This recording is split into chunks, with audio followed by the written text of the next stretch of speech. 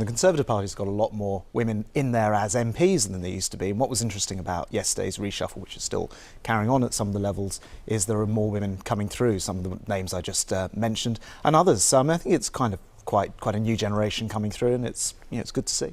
Well, look, I think what you want to do is have the best people for the job. Most people would But that's what I'm agree. saying. That's what I said to you.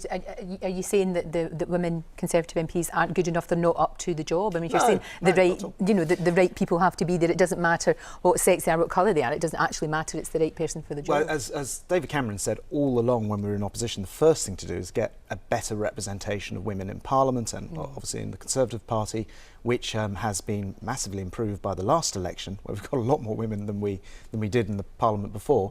The more women you have in the party and the more you have in Parliament, of course, the easier it is to promote people through. And no, absolutely, but it's that sort of perception of there being a glass ceiling, that you can get so far, but then that's it. Well, it's like back in your box. You know what I mean? Can I just say mention one name to you which fundamentally disproves this?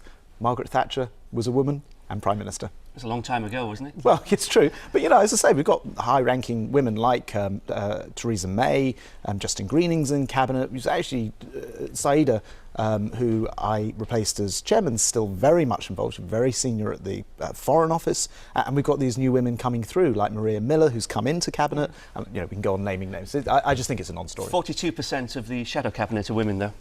Something to aim for. Right. Well, actually, they started off with more women in Parliament. We've taken the step of getting more women to Parliament. I'm sure we'll get more still, and as I say, we're the only party in history to have had a woman Prime Minister.